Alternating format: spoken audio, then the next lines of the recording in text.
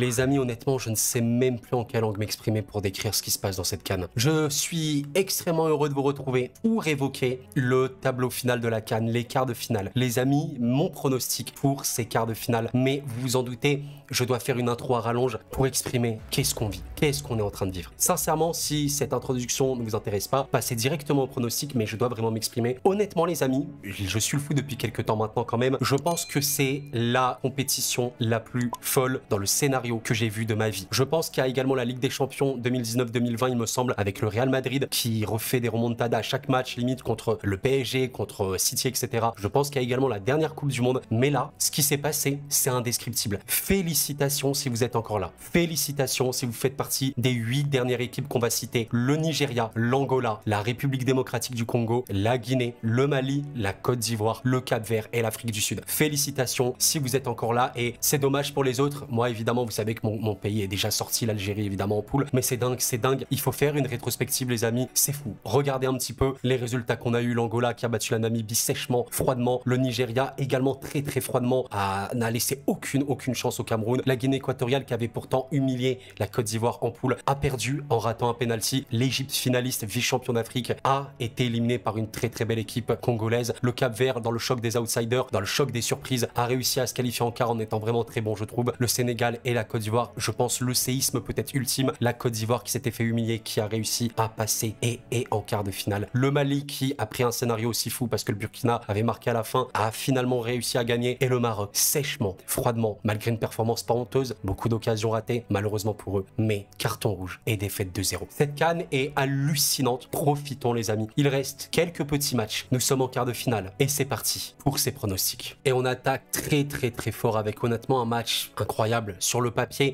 peut-être qu'il n'est pas le plus attirant, mais je vous invite vraiment à voir ce match formidable entre le Nigeria et l'Angola. Deux équipes qui ont eu des parcours très spécifiques. On regarde quand même que le Nigeria s'est qualifié en étant deuxième, mais on remarque un seul but encaissé. Et oui, un seul but encaissé parce que même contre la sélection camerounaise, on remarque un truc, ils ont fait un clean sheet. Et ça fait qu'actuellement, le Nigeria est l'équipe avec la meilleure défense. Et je sais que ça, c'est un truc, on dirait pas comme ça, parce qu'on parle que de l'attaque nigériane, évidemment exceptionnelle, mais il y a une vérité, c'est une défense exceptionnelle. Exceptionnelle, voilà, vraiment une équipe très forte. Et l'Angola, alors vraiment, quelle histoire l'Angola qui termine premier d'un groupe avec l'Algérie et le Burkina notamment, voilà, avec 6 buts marqués, un jeu très, je trouve, offensif, mais au-delà de l'offense, très intense, et en marquant encore une fois 3 buts contre la Namibie avec, voilà, je trouve un Mabouloulou et surtout un Dala formidable. Mabouloulou a mis littéralement un des buts de la saison, exceptionnel, et honnêtement, ça va être un match très fort. Très fort, mais vous savez quoi? L'avantage, c'est que le Nigeria a quand même beaucoup plus d'expérience, forcément, des joueurs aussi de classe mondiale pour certains, et surtout que quand je vois le Nigeria, la performance qu'ils ont sorti contre le Cameroun, bon bah j'ai trouvé que c'était du très haut niveau. Je peux évidemment citer l'attaque entière, mais globalement l'équipe, je l'ai trouvé très fraîche, et surtout voilà, ce duo Lookman-Osimhen a fait beaucoup de ravages. Osimhen à la passe, il était assez incroyable dans l'intensité et tout, et honnêtement, vous savez, cette CAN est impronosticable, on le sait très bien. Cette CAN est totalement impronosticable. Évidemment que l'Angola peut passer comme le Nigeria, mais je me dis que là, si on respecte un peu la balance des forces, le Nigeria m'a l'air quand même d'être au-dessus d'une équipe angolaise très forte, hein, je dis pas, mais la solidité est très importante pour gagner une compétition. Le Nigeria est l'équipe la plus solide, littéralement la plus solide. Donc voilà, ça me paraît logique. J'aime bien, je dis logique alors qu'il n'y a pas de logique dans le football, mais plus solide, des meilleures individualités. Collectivement, peut-être que ça peut, voilà, être mieux, mais on remarque quand même que le Nigeria, c'est très tactique. Et tactiquement parlant, ils sont vraiment au-dessus. C'est pour ça que pour ce match-là, les amis, je vais pronostiquer une victoire du Nigeria, mais un Angola qui va réellement poser un tempo très fort. On a bien vu que la Namibie a pu se procurer des occasions contre l'Angola, mais au final, à la fin, tu as une victoire nette, sans bavure. Sans bavure, non, parce que tu as quand même eu un carton rouge, mais preuve que ton mental est monstrueux. Et voilà, l'équipe est totalement apte, on va dire, à affronter le Nigeria, mais forcément le Nigeria est pour moi quand même favori, et je vais les mettre vainqueurs de ce match. Franchement, un match très beau. J'ai hâte de voir ce match-là, les amis, entre la République démocratique du Congo et la Guinée. Quel beau match! Quel beau match, et j'ai un petit coup de cœur parmi ces deux équipes, évidemment, amis guinéens, c'est rien contre vous, mais j'ai un gros coup de cœur envers la République démocratique du Congo, parce que je trouve que c'est une équipe qui est très particulière, parce qu'elle mérite mieux. Pour moi, elle mérite mieux. 4 matchs nuls. 4 matchs nuls, mais tu es en quart de finale. Preuve d'une très grosse abnégation. Et quand tu vois ce match-là qu'ils ont fait notamment contre le Maroc, c'est très beau. C'est très très beau. Beaucoup de cœur, beaucoup d'énergie, beaucoup de passion, de fougue. Sincèrement, mais quel manque de finition.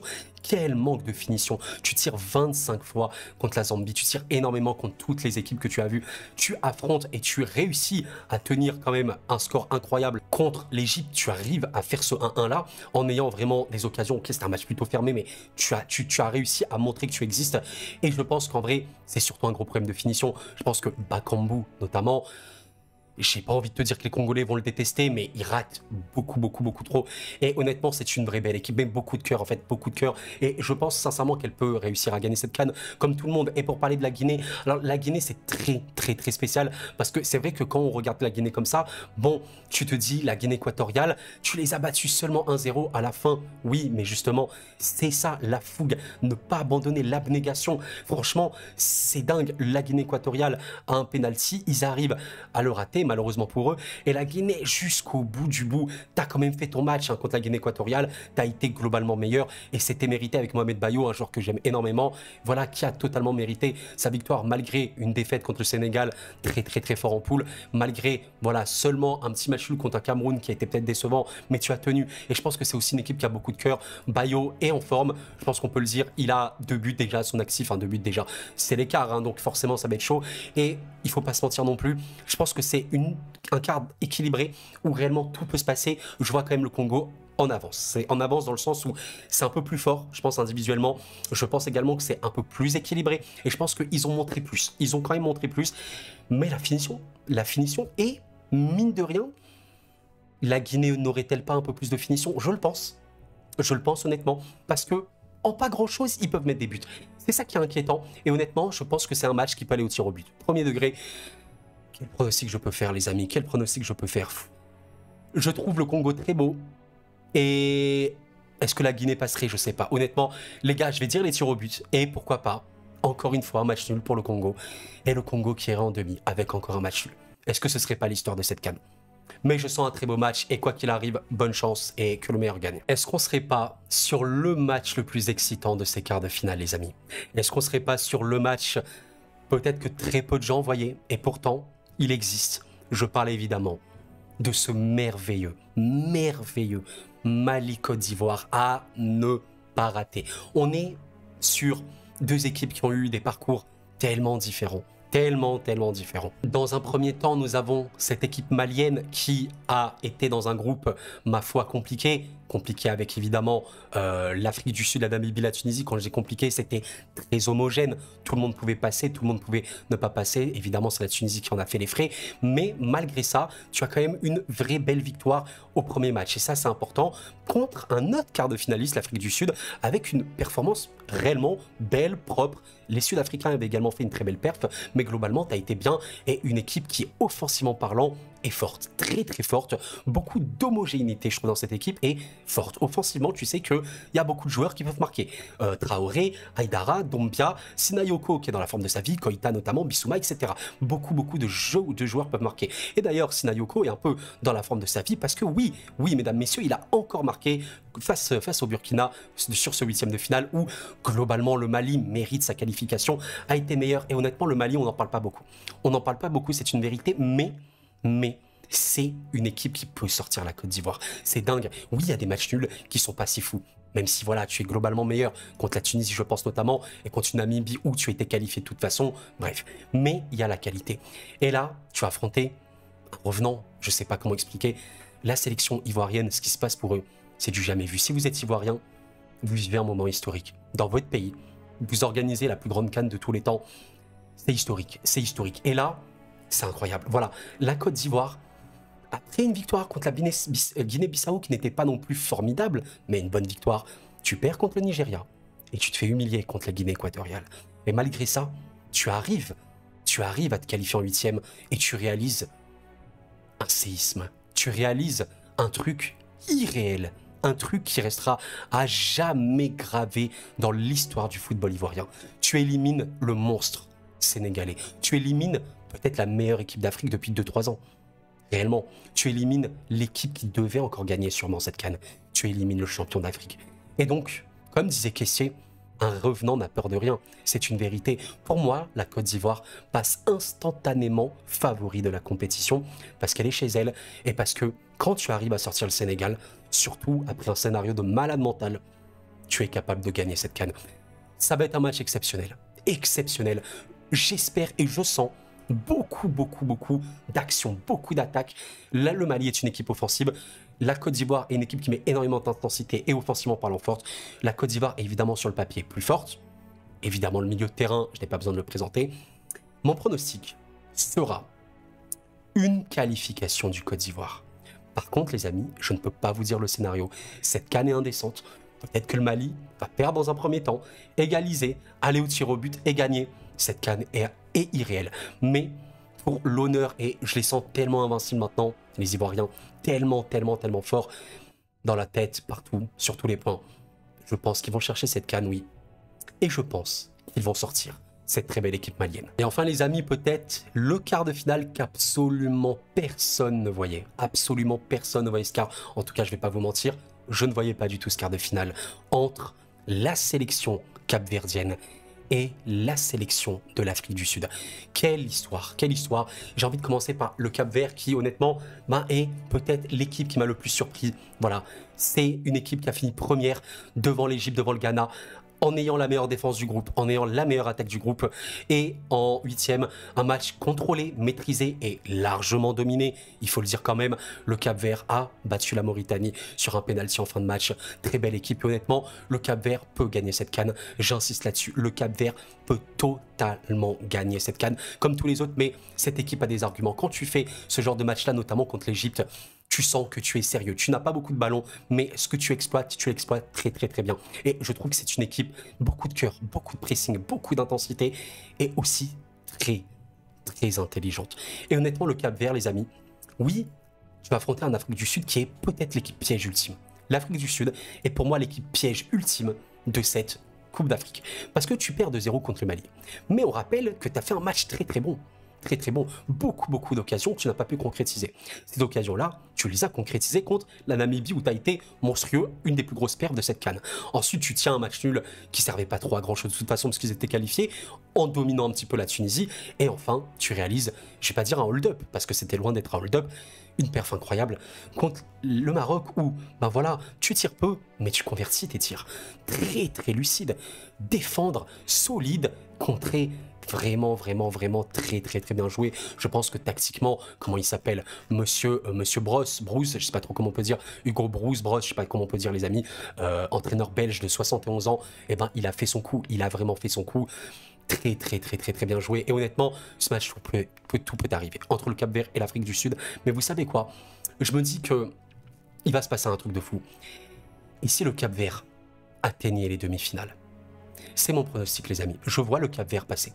Pour une raison simple, j'ai trouvé, c'est un petit peu subjectif, dites-moi si vous avez le même avis, j'ai trouvé que le cœur capverdien était extrêmement fort et encore plus fort que l'Afrique du Sud.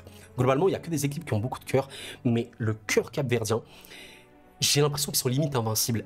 Ces gars-là croient en leur victoire. Je pense que l'Afrique du Sud sera au-dessus dans ce match-là, globalement.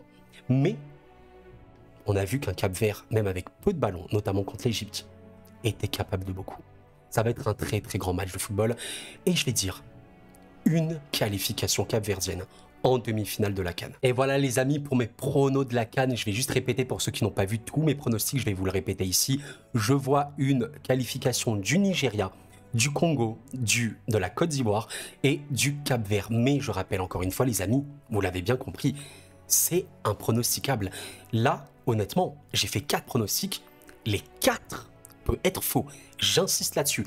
À ce stade-là de la compétition, en général, tout peut arriver. Mais cette CAN est tellement débile que évidemment que tout peut arriver. Aujourd'hui, les amis, on va dire une chose très claire. Le Cap-Vert peut être champion d'Afrique. Littéralement, l'Afrique du Sud peut être champion d'Afrique. La Guinée, bien sûr. L'Angola, oui. On est sur une CAN débile. Enfin, débile. Elle est exceptionnelle, elle est légendaire. Je n'ai jamais vu ça de ma vie, comme j'ai dit dans l'intro. Au-delà du foot africain. Et c'est incroyable. Et honnêtement, vous savez, le souhait que j'ai, Moi, évidemment, je ne supporte plus aucune équipe maintenant, mais que le meilleur gagne. Très sincèrement, que le meilleur gagne. Je vous souhaite à tous de gagner cette CAN. Mais je pense que ce que j'aimerais le plus maintenant, c'est encore des scénarios de folie. Évidemment, évidemment, si tu me dis par exemple, je sais pas, il y a une équipe qui mène 1-0, elle se fait rattraper à la dernière seconde, 1-1, et au final, il y a prolongation, il y a but dans les prolongations de 2-1, il y a égalisation de 2 tirs au but. Les gars, c'est des scénarios, on aime le football pour ça. Et voilà, les amis, je sais même plus quoi dire. Bref, c'est la fin de la vidéo, merci de l'avoir suivi, pensez à la liker et à vous abonner avant de partir, ça m'aide énormément. Sincèrement, merci du fond du cœur, ça me fait grandement plaisir. Je voulais vous remercier pour tout le soutien sur la chaîne ces derniers temps, c'est immense. Et voilà, je vous avoue que en tant que passionné de football, ben, on vit un truc là avec cette Coupe d'Afrique. C'est vraiment pour ça que j'aime le football. Vous voyez, pour ce côté, c'est un sport, mais on peut l'étudier comme on veut. On peut l'étudier de n'importe quelle manière qu'on veut. Au final, il y a des choses qui nous dépassent. Vous savez, tout ce qui est question de volonté, de cœur, d'âme, tout ça, ça nous dépasse. Et vraiment, on remarque un truc, tu peux avoir 80% de possession. Tu peux avoir étudié tactiquement, techniquement un match entier, ton équipe, l'adversaire, et au final, tu peux perdre le match. C'est pour ça que le football... Il y a certains qui disent que c'est le meilleur sport au monde. Je trouve que c'est très subjectif quand même. Mais je pense que, pour le coup, objectivement, c'est le sport le plus imprévisible. Je ne sais pas, peut-être qu'il y a d'autres sports extrêmement imprévisibles. N'hésitez pas à me dire, les amis. Mais quand je compare, par exemple, au rugby, ben, le rugby, je suis désolé, mais il y a la Nouvelle-Zélande, il y a la France, il y a l'Angleterre, il y a l'Afrique du Sud, globalement, il y a l'Australie. Voilà, il y a toujours un peu les mêmes équipes qui gagnent. Et un Nouvelle-Zélande contre une équipe hors du top 20, je suis désolé, mais la Nouvelle-Zélande, sur 100 matchs, elle gagne 100 fois. Il n'y a pas de suspense, c'est réel.